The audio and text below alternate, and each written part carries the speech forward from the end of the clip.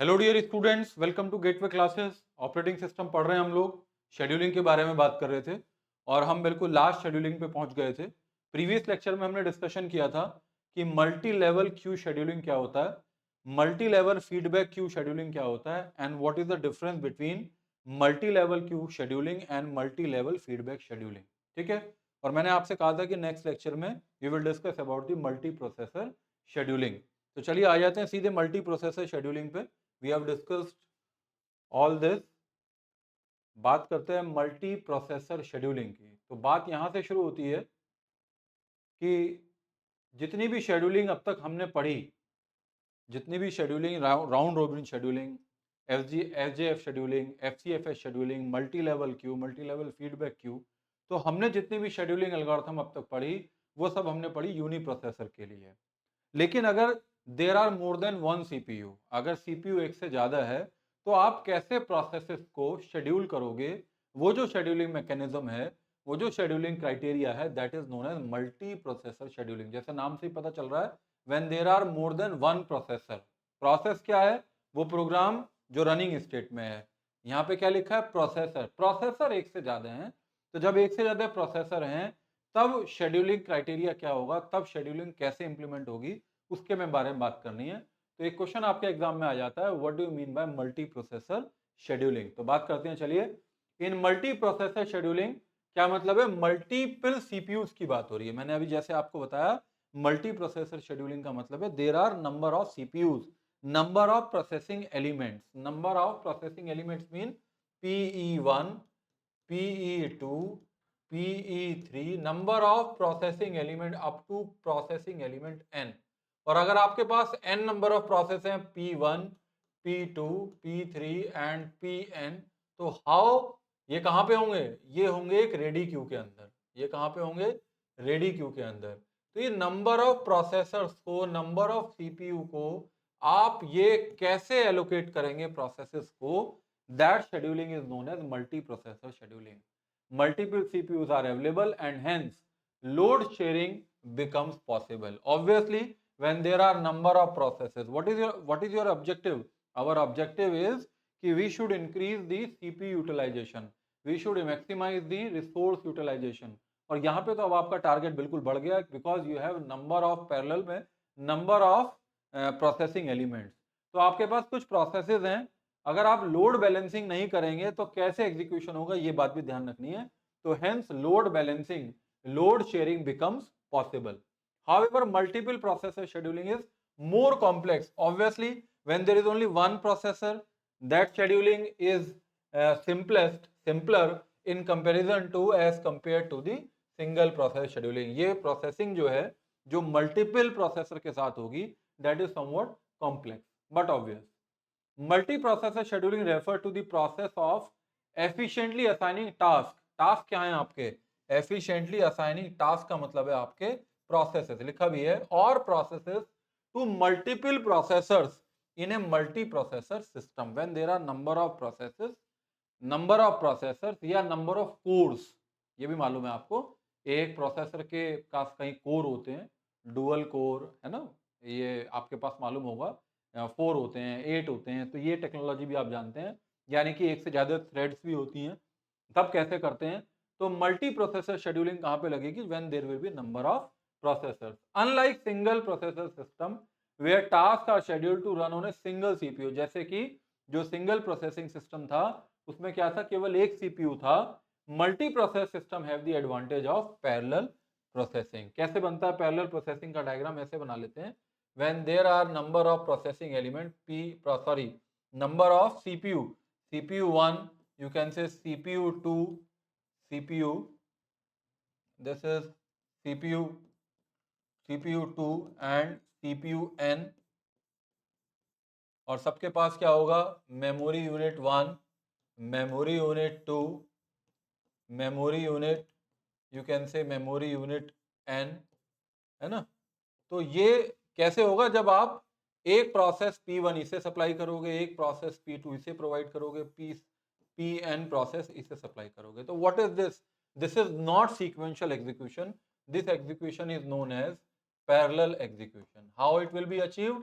Parallel execution will be achieved with the help of number of CPUs, number of processing element. ये line इसलिए लिखी है, unlike single processor system where tasks are scheduled to run on a single CPU, multi-processor system when there are number of processors have the advantage of parallel processing। Parallel processing क्या होगी? एक साथ आप एक से ज्यादा प्रोसेसिंग एलिमेंट को एक से ज्यादा प्रोसेस दे सकते हो एग्जीक्यूशन के लिए, allowing multiple tasks to execute simultaneously। एक से ज्यादा टास्क को एक साथ आप एग्जीक्यूट कर रहे हो। It is possible when you will have the number of processors. This is multiprocessor. Why is multiple processor scheduling important? Obviously, efficiency को improve करने के लिए, execution speed को fast करने के लिए it is required। पढ़ लेते हैं।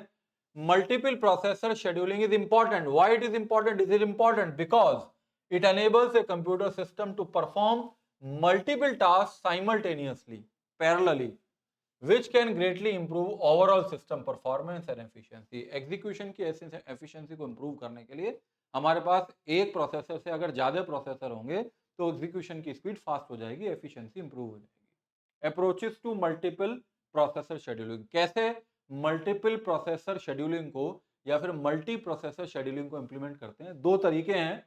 एक तो है asymmetric multi processor scheduling, one is asymmetric multi processor scheduling, और दूसरा है symmetric multi processor scheduling. Second is symmetric multi processor scheduling.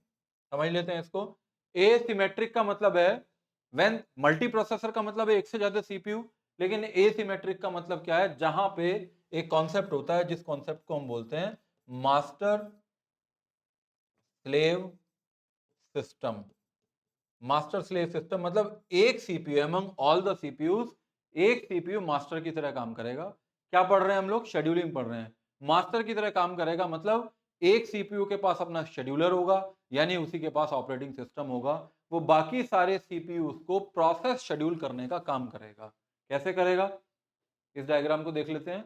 जैसे ये एसिमेट्रिक का एग्जांपल है, एसिमेट्रिक मल्टी प्रोसेसर। यहाँ पे कितने प्रोसेस है? प्रोसेस 1, P2, P3, P4, और ये क्या है? CPU 1, CPU 2, CPU 3, CPU 4। तो ये जो CPU 4 है, सपोज फॉर एग्जांपल, इसी के पास केवल एक शेड्यूलर है। ये जो अप्रोच है जिसे एसिमेट्रिक बोलते हैं, इसे स्ट्रॉमैन अप्रोच भी बोलते हैं। और इसके अंदर one processor decides for everyone. ये प्रोसेसर सबके लिए डिसाइड करेगा। क्या डिसाइड करेगा? कि CPU 3 को कौन सा प्रोसेस मिलेगा, CPU 2 को किसे एलोकेट करेंगे, CPU 1 को किसे एलोकेट करेंगे। Who will decide this? It will be decided by a single processor which is having its on scheduler. यानी कि अगर शेड्यूलर है तो ऑपरेटिंग सिस्टम इसी के पास है। ये शेड्यूलर डिसाइड करेगा कि किस सीपीयू को कितना काम मिले, कौन सा काम मिले। This processor will decide which process will run on which CPU among all the processes.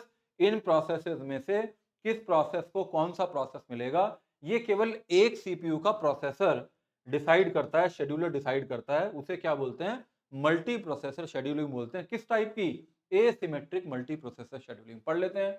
One approach is when all the scheduling decisions and IO processing are handled by a single processor।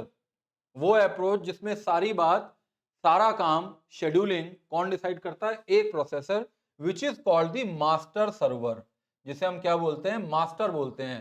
And other processor executes only the user code. User code और kernel code दो होते हैं, यानी कि अगर system command है तो वो कौन करेगा? मैनेज करने का काम कौन करेगा? कर्नल मोड में एग्जीक्यूशन करने का काम कौन करेगा? केवल एक सीपीयू। उसका अपना शेड्यूलर ये डिसाइड करेगा किस प्रोसेस में से किस सीपीयू को शेड्यूल करना है, किस सीपीयू को एलोकेट करना है। And the other processor execute only the user code. बाकी जार जो है वो तो केवल एक स्लेव की तरह काम करेंगे, मास्टर की तरह काम नहीं करेंगे। उन्हें तो जो काम दिया जाएगा वो उसे करेंगे। This is simple and reduces the need for data sharing. This entire scenario is called asymmetric multi processing. सीधी सी बात है, दो तरीके से मल्टी प्रोसेसर शेड्यूलिंग इंप्लीमेंट कर सकते हैं। पहला है एसिमेट्रिक, जिसमें बहुत सारे सीपीयू होंगे, बहुत सारे प्रोसेस होंगे, लेकिन उन सारे सीपीयू में से कोई एक सीपीयू ऐसा होगा जो मास्टर की तरह काम करेगा। उसी के पास ऑपरेटिंग सिस्टम होगा, उसी के पास शेड्यूलर होगा, और वही सारे प्रोसेसेस को किस किस सीपीयू पे शेड्यूल करना है ये डिसाइड करेगा। This is asymmetric multi processing. दूसरी बात पढ़ते हैं symmetric multi processing. Symmetric multi processing में क्या होगा कि सारे सीपीयू के पास शेड्यूलर होगा। सारे सीपीयू के पास शेड्यूलर होगा, एक शेड्यूलर नहीं होगा। सारे सीपीयू के पास शेड्यूलर होगा। ये सिमेट्रिक मल्टी प्रोसेस शेड्यूलिंग का डायग्राम है। P1, P2, P3, P4 there are number of processes, there number of processors, processes, number of processors, number of CPUs, number of processing element. लेकिन हर एक के पास अपना क्या होगा, शेड्यूलर होगा। हर एक के पास अपना शेड्यूलर होगा। Each CPU runs a scheduler to select the process to execute. ये हर एक शेड्यूलर इसमें से किसी प्रोसेस को सेलेक्ट करेगा शेड्यूल करने के लिए। All processes share IO and बस मेमोरी, यानी कि सभी के लिए ये एक कॉमन बस होगी। सभी इस बस का यूज करके प्रोसेस का यानी कि इनपुट आउटपुट डेटा का ट्रांसफर करेंगे। तो जैसे कि ये सिमेट्रिक में एक सीपीयू मास्टर था, बाकी सारे स्लेव की तरह काम करते थे, एक के पास ही शेड्यूलर था। नहीं, सिमेट्रिक में सब एक जैसे नहीं होते हैं, सबके पास अपना अपना शेड्यूलर होता है और अपने शेड्यूलर से शेड्यूलिंग का काम वो करते हैं। पढ़ लेते हैं एक बार what we have written for examination point of view. A second approach uses symmetric multiprocessor scheduling where each processor self scheduling, हर एक प्रोसेसर का वो सेल्फ शेड्यूलिंग का काम करता है। ऑल प्रोसेसेस में be in A common ready queue, एक common ready queue बनी हुई है। ये क्या है, ये कॉमन रेडी क्यू ही तो है। ये जो मैंने अलग अलग प्रोसेस लिखे हैं, what is this, this is A common ready queue. इस कॉमन रेडी क्यू के अंदर this is a common ready queue. इस रेडी क्यू में प्रोसेसेस हैं और यहां से इन प्रोसेसेस को सेलेक्ट करना है कॉमन रेडी क्यू से। और रेडी क्यू से सेलेक्ट करने के बाद शेड्यूलर किसी सीपीयू को काम देगा। The scheduling proceeds further by having the scheduler for each processor examine the ready queue and select a process to execute. अब ये दो तरह की अप्रोचेज हो गई। एक तो हो गई एसिमेट्रिक, जिसमें एक रेडी क्यू है और बहुत सारे प्रोसेसेस हैं। अगर एसिमेट्रिक की बात करूं तो एक प्रोसेसर के पास ही केवल शेड्यूलर है, वो सेलेक्ट करता है, रेडी क्यू से एक प्रोसेस को उठाएगा और किसी किसी सीपीयू को देगा। वो देने का जो मैकेनिज्म है वो उसके शेड्यूलिंग क्राइटेरिया कहलाएगा। और दूसरा है सिमेट्रिक। सिमेट्रिक में हर एक सीपीयू के पास अपना शेड्यूलर होता है और रेडी क्यू से डेटा को उठा के प्रोसेसर्स को उठा के शेड्यूल करने का काम करता है। इसके फायदे और नुकसान है। जैसे सबसे पहले बात करते हैं, जैसे ये डायग्राम आपने देखा, अब इसके क्या फायदे नुकसान है। सबसे पहले एडवांटेज की बात करते हैं। It is easy to implement. ये वाला जो तरीका है this is asymmetric, easy to implement. भाई इसको ही करना है, जो कुछ करना है, बाकी को सोचना नहीं है। ये बताएगा किसे देना है तो ये जिसे उठा के देगा, प्रोसेस P4 को इसे दे देगा, P3 को इसे दे देगा, P2 को इसे दे देगा, फिर P1 को खुद करने लगेगा। जो भी इसकी मैकेनिज्म है उसके आधार पे ये काम करेगा। लेकिन it will have one local queue, एक ही क्यू होगी, where in all ready processes will be available. एक ही लोकल क्यू है, ये लोकल क्यू तो है, इसमें सारे प्रोसेस अवेलेबल होंगे। Based on some mechanism the process will be scheduled. कोई मैकेनिज्म ये लगाएगा जिसके बेसिस पे कोई प्रोसेस उठाएंगे, उसे सीपीयू को शेड्यूल करेंगे from the local queue to run on any of the CPU. ठीक है, सिंपल बात हो गई, कोई दिक्कत नहीं है। पहला क्या इजी टू इंप्लीमेंट है। दूसरा मैंने लिखा कि वो शेड्यूलर प्रोसेस जो होगा, शेड्यूलर प्रोसेसर जो होगा, शेड्यूलिंग प्रोसेसर जो होगा, एक कॉमन रेडी क्यू से किसी प्रोसेस को उठाएगा और अपने मैकेनिज्म का यूज करके किसी बेसिस पे, किसी मैकेनिज्म पे यूज करके, कोई क्राइटेरिया यूज करके सीपीयू को एलोकेट कर देगा। क्या प्रॉब्लम है भैया?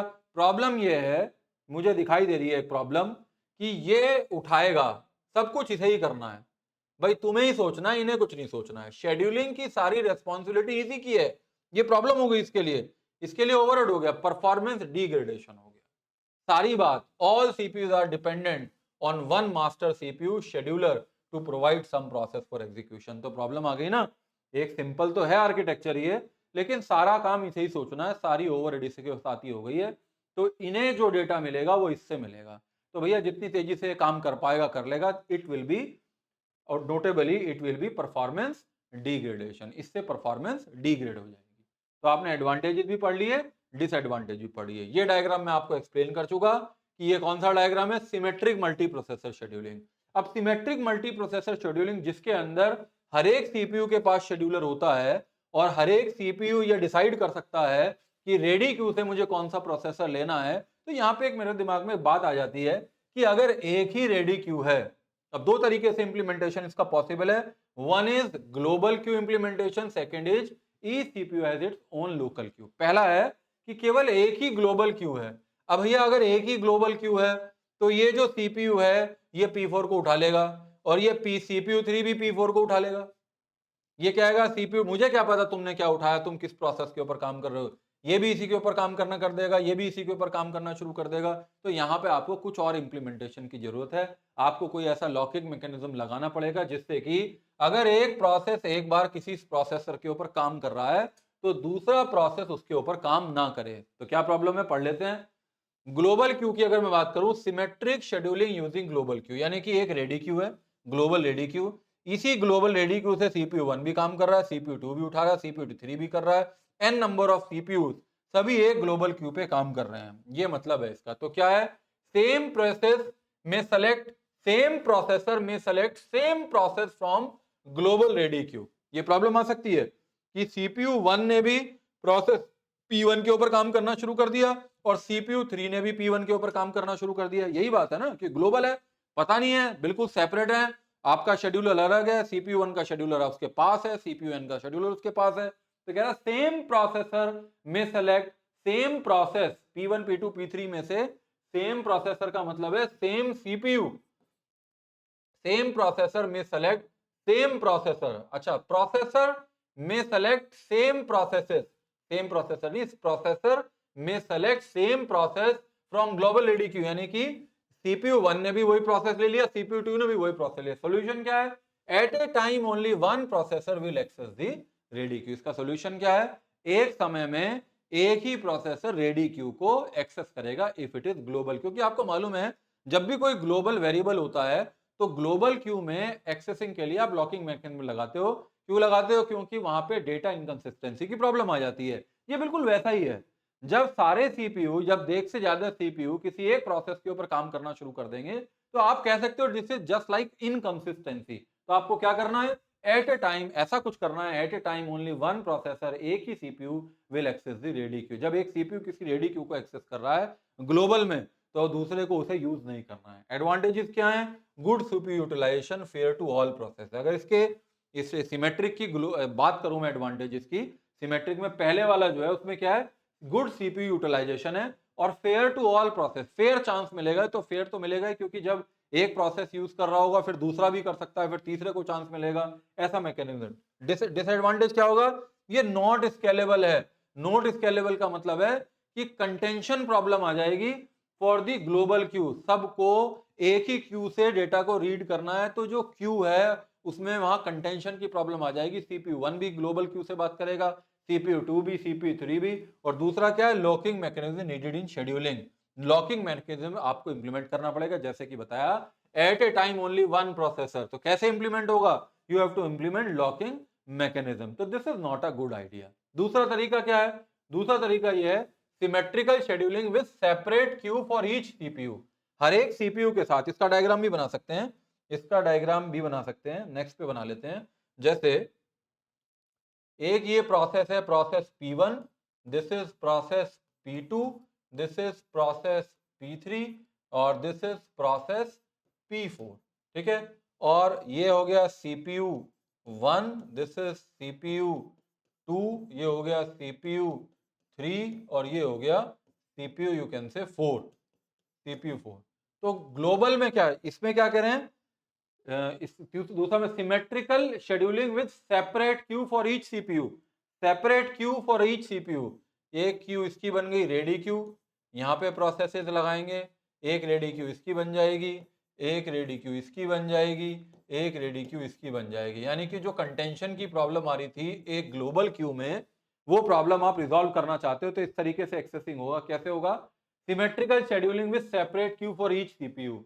It uses static partitioning of the process. पहले से ही आप क्या डिसाइड करोगे, सीपीयू को ये वाले प्रोसेस मिलेंगे, सपोज इसे मिल गया P1 और P2, इसे मिल गया P3 P4, इसे कोई और मिल गया, इसे कोई और मिल गया। यानी कि ये सीपीयू का काम, CPU 1 का काम, CPU 2 का काम, CPU 3 का काम आपने पहले से ही डिसाइड कर दिया कि कौन सा प्रोसेस किस प्रोसेसर के ऊपर शेड्यूल होगा। It uses static partitioning of processes. Advantages क्या है, it is easy to implement, बिल्कुल ठीक है। नो लॉकिंग मैकेनिज्म रिक्वायर्ड, किसी तरह के लॉकिंग मैकेनिज्म रिक्वायर्ड नहीं है। And this is scalable. Scalable का मतलब है किसी तरह की एक कंटेंशन प्रॉब्लम नहीं है कि आप जो है रेडी क्यू से डेटा को एक्सेस करेंगे तो कैसे आप स्केलेबल बनाएंगे, बढ़ाएंगे। आप किसी भी प्रोसेस जैसे ही नया आएगा, किसी एक प्रोसेस जिसके पास कम काम है, जिसके पास लोड बैलेंसिंग को इंप्लीमेंट करने के लिए जिसके पास कम प्रोसेसेस हैं, आप उसे नए प्रोसेस को इजीली उसे असाइन कर सकते हैं। ठीक है, डिसएडवांटेज क्या है?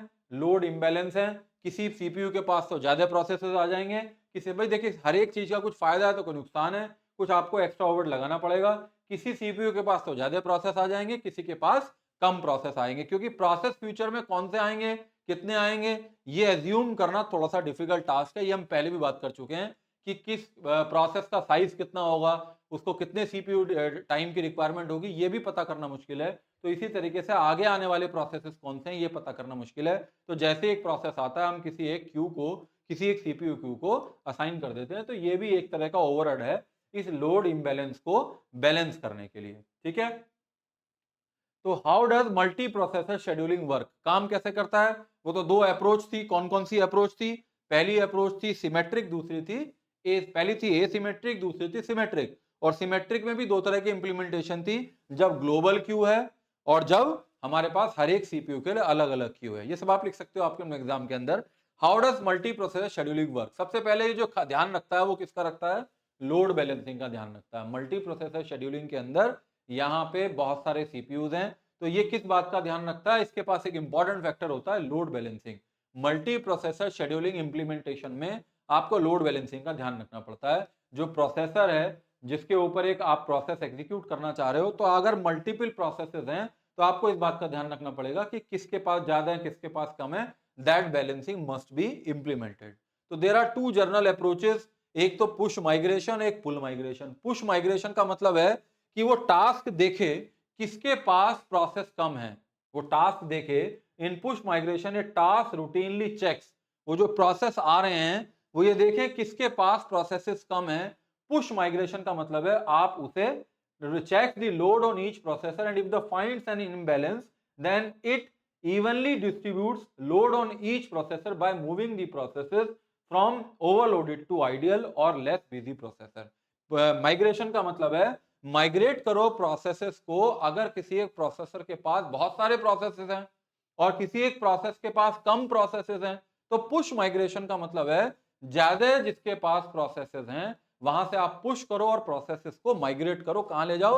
उस प्रोसेसर को दे दो जहां पे कम है। और पुल माइग्रेशन का मतलब है pull migration occurs when an ideal processor pulls a waiting task from a busy processor. तो पुश माइग्रेशन का मतलब है वो प्रोसेसर जिसके पास कम काम है वो मांग रहा है उनसे, पुश कर रहा है, पुल कर रहा है किससे? जिसके पास ज्यादा काम है। तो there are two approaches of load balancing, one is known as push migration, second is known as pull migration. Push migration का मतलब है आप जो बैलेंस करो किस तरीके से कि जिसके पास ज्यादा प्रोसेस हैं आप उन्हें पुश करो वहां से किसकी तरफ? जिसके पास कम है। और पुल माइग्रेशन का मतलब है कि जिसके पास कम है वो वहां से पुल करेगा जिसके पास ज्यादा है। तो there are two methodologies of load balancing. दूसरा है प्रोसेसर एफिनिटी, बिल्कुल बात सही है।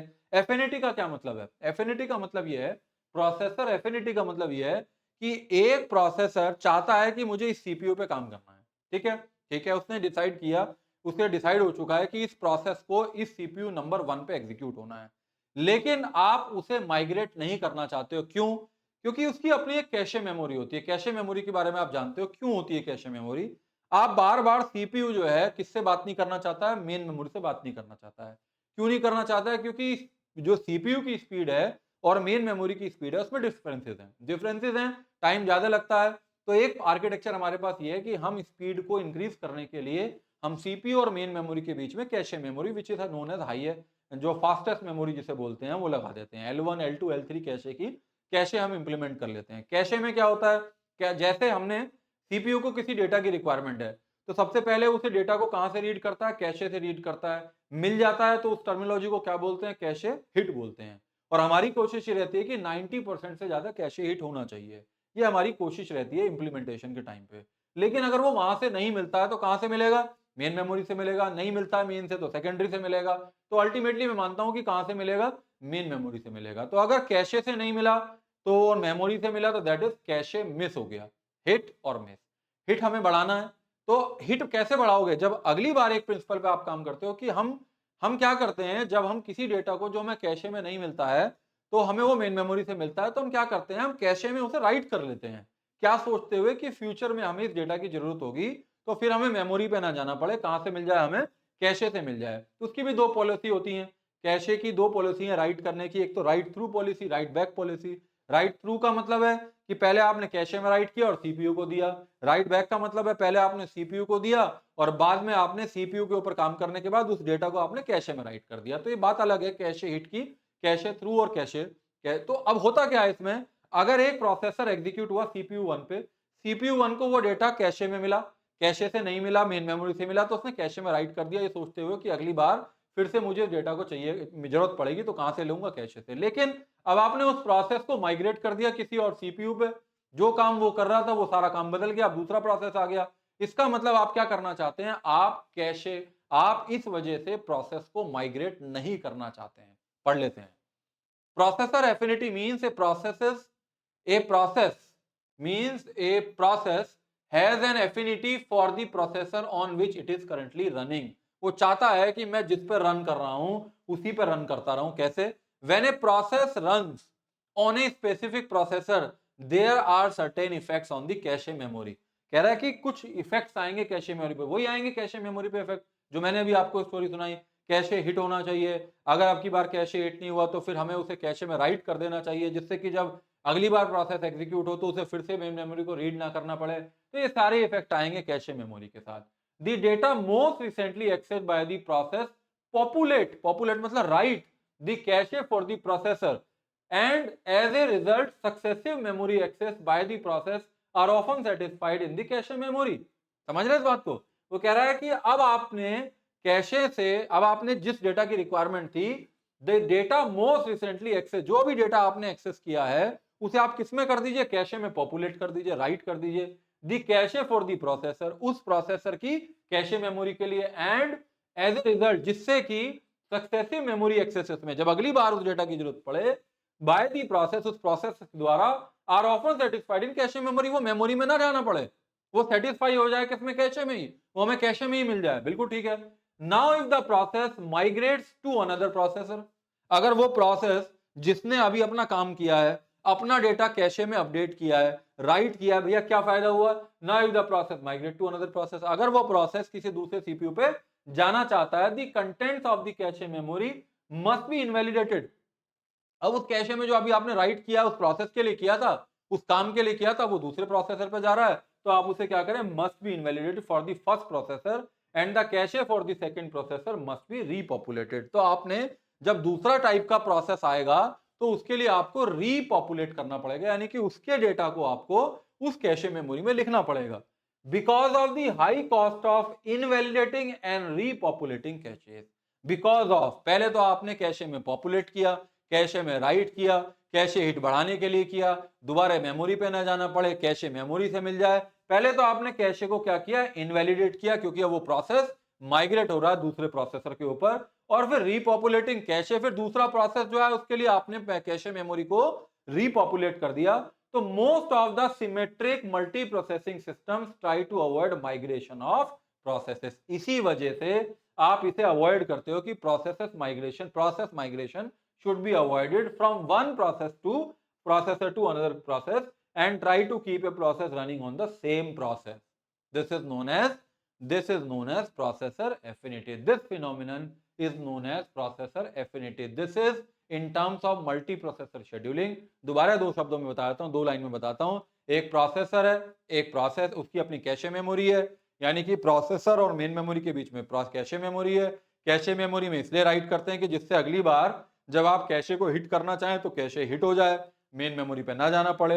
लेकिन अगर आप प्रोसेस को माइग्रेट कराते हैं तो अभी जिस प्रोसेस के लिए आपने डेटा को राइट किया था, पॉपुलेट किया था, आप उसे इनवैलिडेट करोगे, दूसरा प्रोसेस आएगा उसके लिए फिर से आप रीपॉपुलेट करोगे। तो ये invalidating, repopulating, this is a costly और expensive process. That's why running on the same process, that's why you want avoid the migration of process. This is known as processor affinity. It is the way of working of multiprocessor scheduling. Synchronization, obviously synchronization होना चाहिए। Synchronization क्यों होना चाहिए? Suppose आपने एक process ने कोई data access किया और कहां से मिला, उसे कैशे मेमोरी से मिल गया। कैशे मेमोरी से मिलने के बाद आपने उस डेटा को यूज किया, उसे फिर मॉडिफाई किया और कैशे में फिर से राइट कर दिया। इतने में दूसरे प्रोसेस ने उस मेमोरी को एक्सेस करना शुरू कर दिया, तो उसे, और फिर वो प्रोसेस माइग्रेट होकर दूसरे प्रोसेस पे चला, प्रोसेसर पे चला गया, तो वो जो डेटा था जो उसे मिलना चाहिए था वो नहीं मिल पाएगा। That problem is known as data inconsistency. तो उसके लिए आपको क्या करना पड़ता है, सिंक्रोनाइजेशन करना पड़ता है। आगे आप पढ़ोगे सिंक्रोनाइजेशन के कुछ टूल हैं, जैसे कि लॉक मैकेनिज्म इंप्लीमेंट करना, सीमोफोर को मैनेजमेंट में इंप्लीमेंट करना, use to manage concurrency and maintain system integrity. System integrity को मेंटेन करने के लिए, सिस्टम इंटेग्रिटी बिल्कुल डिटेल में बात करेंगे। सिंक्रोनाइजेशन क्या होता है, सिंक्रोनाइजेशन का मतलब तालमेल, जो डेटा हमें चाहिए था अगर वही डेटा आपको एक्सेस करना है तो उसके लिए आपको क्या करना पड़ेगा, आपको सिंक्रोनाइजेशन लगाना पड़ेगा, अचीव करना पड़ेगा सिस्टम इंटेग्रिटी को मेंटेन करने के लिए। ये बात हम आगे पढ़ेंगे जब हम यूनिट नंबर 2 के बारे में बात करेंगे। वहां पे हम locking mechanism, test and set instruction, semaphore, critical section, monitor, ये सारी बातें हम यूनिट नंबर 2 के अंदर करेंगे। लेकिन अगर आपको मल्टी प्रोसेसर शेड्यूलिंग के साथ काम करना है तो you have to implement this synchronization also among these processes, among the working of the processes. Priority based scheduling, obviously multi-processor scheduling may involve assigning priority to tasks based on factors such as their importance, deadlines and resource requirement. यानी कि ऐसी application जैसे real time applications हैं, जैसे कि system की applications हैं, आपको उसे प्रायोरिटी बेस्ड शेड्यूलिंग यूज करके ensure that critical task are executed in a timely manner and that system resources are allocated efficiently. तो ये जो है, ये तरीका क्या है, this is priority based scheduling which we have to implement in the multi processor scheduling. Multi processor scheduling में there are number of processors, number of process will be executed, number of processes will be executed. We should have some mechanism on the basis of which we can set the priority of processes and we should allocate those processes to the CPU, central processing unit. Parallelism and concurrency बात ही यहीं से शुरू हुई है। when there are number of processors so we are able to implement the concept of parallelism. Concurrently multiple processes can be executed on multiple processors concurrently, not sequentially. Dynamic scheduling, obviously dynamic scheduling की जरूरत पड़ेगी क्योंकि आपको task are scheduled at run time based on system conditions and workload characteristics. आपको run time पे decision लेने पड़ेंगे, किस प्रोसेसर के पास ज्यादा काम है, आपने उसे कुछ काम, बहुत सारे काम में कुछ काम ऐसा दिया हुआ है जिसको जल्दी एग्जीक्यूट करना है, जिसकी रिक्वायरमेंट अभी है, जिसको अभी रियल टाइम में एग्जीक्यूट करना है, जिसकी प्रायोरिटी ज्यादा है, तो आपको रियल टाइम पे, आपको रन टाइम पे डायनेमिकली आपको शेड्यूलिंग क्राइटेरिया का, यानी कि शेड्यूलिंग का डिसीजन लेना पड़ेगा मल्टी प्रोसेसिंग सिस्टम के अंदर। तो multi process scheduling plays a crucial role in maximize the performance. Parallelism हम इंप्लीमेंट कर सकते हैं, efficiency of multi process system by efficiently effectively managing system resources and workload distribution. तो बहुत बहुत अच्छा कॉन्सेप्ट है जिसमें हम बात करते हैं मल्टी प्रोसेस शेड्यूलिंग की। क्वेश्चन आपके पेपर में 10 नंबर का एक बार आया हुआ है, ये क्वेश्चन देखिए। एक क्वेश्चन और देख लीजिए, क्वेश्चंस के अंदर है state why strict non preemptive scheduling is unlikely to be used in operating system. हम स्ट्रिक्ट नॉन, सारा एनवायरनमेंट नॉन प्रीएम्प्टिव, यानी कि हमारे पास दो तरह की एल्गोरिथम है, प्रीएम्प्टिव और नॉन प्रीएम्प्टिव। तो क्वेश्चन ये कह रहा है 2014-15 में 10 नंबर में पूछा है, state why strict non preemptive scheduling is unlikely to be used.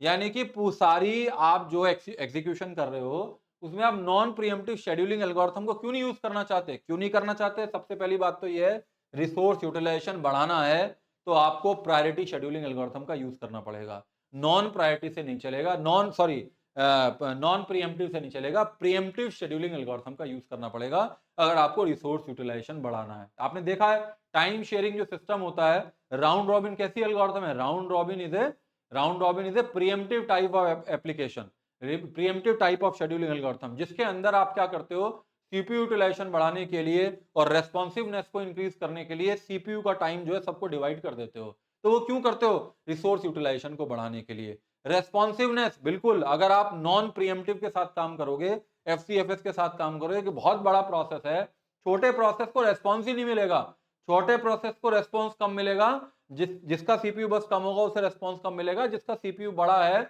जब उसका सारा रेस्पॉन्स, सारा एग्जीक्यूशन कंप्लीट हो जाएगा। यही कॉन्वे इफेक्ट था। तो अगर आप नॉन प्रीएम्प्टिव के साथ काम करोगे तो रेस्पॉन्सिवनेस घट जाएगी, लेकिन अगर आप नॉन प्रीएम्प्टिव के साथ काम करोगे तो रिस्पॉन्सिवनेस जो है घट जाएगी। लेकिन अगर प्रीएम्प्टिव शेड्यूलिंग एल्गोरिथम के साथ काम करोगे तो जो आपकी रेस्पॉन्सिवनेस है वो इंक्रीज होगी। और क्या रीजन है? Concurrency and multi programming. Pre-emptive में ही मल्टी प्रोग्रामिंग इंप्लीमेंट होती है। मल्टी प्रोग्रामिंग कैसे होती है? मल्टी प्रोग्रामिंग का मतलब है मेन मेमोरी के अंदर नंबर ऑफ प्रोसेसेस अवेलेबल हैं। जब नंबर ऑफ प्रोसेसेस अवेलेबल होंगे और हम कोई काम, कोई पॉलिसी ऐसे लगाएंगे जैसे कि प्रीएम्प्टिव एसजीएफ लगाएंगे। प्रीएम्प्टिव एसजीएफ का मतलब है एसआरटी इम्प्लीमेंट कैसे करेंगे, जिसका काम कम है वो एग्जीक्यूट हो। या हम क्या लगाएंगे, हम प्रायोरिटी लगाएंगे। प्रीएम्प्टिव प्रायोरिटी में क्या करेंगे कि अगर एक प्रोसेस का एग्जीक्यूशन हो रहा है, एक दूसरा प्रोसेस जिसकी प्रायोरिटी हाई है वो आ जाता है, तो वो एग्जीक्यूशन होना शुरू होगा। तो कॉनकरेंसी एंड मल्टी प्रोग्रामिंग किस में इंप्लीमेंट होगी, when it is pre-emptive scheduling algorithm. और प्रिवेंटिव डेडलॉक की प्रॉब्लम को कौन सॉल्व करता है, ये भी आप आगे पढ़ेंगे, डेडलॉक क्या होता है इसके बारे में बात करेंगे। लेकिन डेडलॉक की प्रॉब्लम को सॉल्व करता है preemptive scheduling algorithm in system when processes can wait indefinitely for resources. यही तो प्रॉब्लम है कि बड़े वाले प्रोसेस के एग्जीक्यूट करने के लिए या हायर प्रायोरिटी प्रोसेस आते रहते हैं और लोअर प्रायोरिटी के प्रोसेस को वेट करना पड़ता है। This is indefinite blocking, this is just like starvation. और अगर कोई प्रोग्रेस ही नहीं हो रही है सिस्टम के अंदर, कोई काम हो ही नहीं रहा, that system is known as, that problem is known as deadlock problem. तो क्या अगर डेडलॉक प्रॉब्लम को दूर करना है तो आपको प्रीएम्प्ट करना आना चाहिए। प्रीएम्प्ट का मतलब जिसकी वजह से प्रॉब्लम आ रही है उसे रोक दो और दूसरे प्रोसेस को एग्जीक्यूट करना शुरू कर दो, सॉरी। और रियल टाइम सिस्टम तो इंप्लीमेंट हो ही नहीं पाएगा अगर आप नॉन प्रीएम्प्टिव शेड्यूलिंग के साथ काम कर रहे हैं। तो रियल टाइम इंप्लीमेंटेशन इंप्लीमेंट करना, रियल टाइम जो शेड्यूलिंग है वो इंप्लीमेंट नहीं हो सॉरी, नॉन प्रीएम्प्टिव शेड्यूलिंग में not be suitable for real time system, हो नहीं सकता। क्या करना पड़ेगा, preemption allows this system to be prioritize, जिससे कि आप जिसकी प्रायोरिटी हाई है, सबसे हाई प्रायोरिटी किसकी हाई कर दो, जो रियल टाइम की एप्लीकेशन उनकी हाई कर दो, then you will only be able to execute implement the real time execution, real time scheduling algorithm. ठीक है, तो एक क्वेश्चन ये आया, एक क्वेश्चन ये आया है कि what is the advantage of having different time quantum size on different level of multi level Q sheet system. ये पढ़ा था हमने मल्टी लेवल क्यू में, जिसमें जो सबसे नीचे वाली जो लोएस्ट प्रायोरिटी थी उसमें क्वांटम मैंने रखा 3, फिर उसके ऊपर मैंने थोड़ी सी प्रायोरिटी बढ़ाई तो 4 रख लिया, फिर ऊपर बढ़ाई तो मैंने 5 कर लिया। तो इस तरीके से प्रायोरिटी बढ़ाने के लिए, जिससे कि सिस्टम में कॉन्करेंट, जिससे कि जो जिनकी प्रायोरिटी हाई है वो ज्यादा समय लेके अपने काम को कंप्लीट कर सके, टास्क को कंप्लीट कर सके, इसीलिए हम ये जो मल्टी लेवल क्यूइंग सिस्टम है उसके अंदर हर एक जो क्यू है उसके अंदर अगर राउंड रॉबिन में इंप्लीमेंट करता हूं, सबके लिए मैं टाइम डिसाइड कर लेता हूं, पहले कम होता है फिर ज्यादा होता है फिर ज्यादा होता है, जिससे कि जैसे जैसे उसकी प्रायोरिटी बढ़ती जाएगी उसे टाइम क्वांटम ज्यादा मिलना चाहिए, जिससे कि वो जल्दी एग्जीक्यूट हो सके। तो इसका 2 नंबर में क्वेश्चन पूछा गया है, इसका मैंने आंसर लिख दिया, जो बोला वो ये आंसर लिखा हुआ है। ठीक है, क्योंकि क्वेश्चन का सीधा सीधा आंसर मुझे लिखना था, क्योंकि ये जो पहले वाला क्वेश्चन है, ये जो क्वेश्चन है ये आया था 10 नंबर के लिए। तो 10 नंबर के लिए आपको 1 2 3 4 5 ये आपको हेडिंग डालनी पड़ेगी, जिससे कि आप इसका आंसर पूरा लिख सकें। क्वेश्चन नंबर 2 जो है 15-16 में 2 नंबर का आया, तो 2 नंबर के लिए 3-4 स्टेटमेंट मोर देन एनफ। ठीक है, अब ये देख लीजिए क्वेश्चन आप सारे कर सकते हैं कि नहीं कर सकते हैं। Lecture is completed now.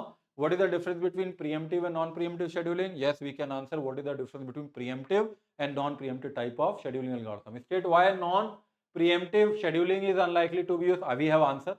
देखिए 10 नंबर में पहले ये बताना था प्रीएम्प्टिव और नॉन प्रीएम्प्टिव के बीच में पूरा एक पेज लिखना है। ये मैं ऑलरेडी आपको एग्जाम पे ये क्वेश्चन का आंसर दिखा चुका हूँ। नॉन प्रीएम्प्टिव और प्रीएम्प्टिव टाइप की एल्गोरिथम में क्या डिफरेंसेस है वो हम बात कर चुके हैं। दूसरा, इसका आंसर भी मैं आपको दे चुका हूँ। 2014-15 में 10 नंबर में क्या पूछा गया है? Explain the following scheduling algorithms. Multi level feedback scheduling, we can answer. Multi processor scheduling, we can also answer. Because of this question, ये कितने नंबर का है? 5 नंबर का है। तो 5 नंबर के लिए मैं बहुत सारा आपको बता चुका कि what do you mean by multi processor scheduling, symmetric, asymmetric, symmetric with one global queue, symmetric with separate queue for each CPU. We have discussed advantages, disadvantages, everything we have discussed in very short, to the point. तो जैसा question आता है 10 number का, तो 10 number का question you will be able to write from that notes. Define the multi-level feedback queue scheduling. 15-16 में 2 number का आया, 2 नंबर में बात बता सकते हैं मल्टी लेवल फीडबैक शेड्यूलिंग क्या होता है। What is the advantage of having different time quantum, 2 number में पूछा, अभी मैंने इसका आंसर दिया आपको।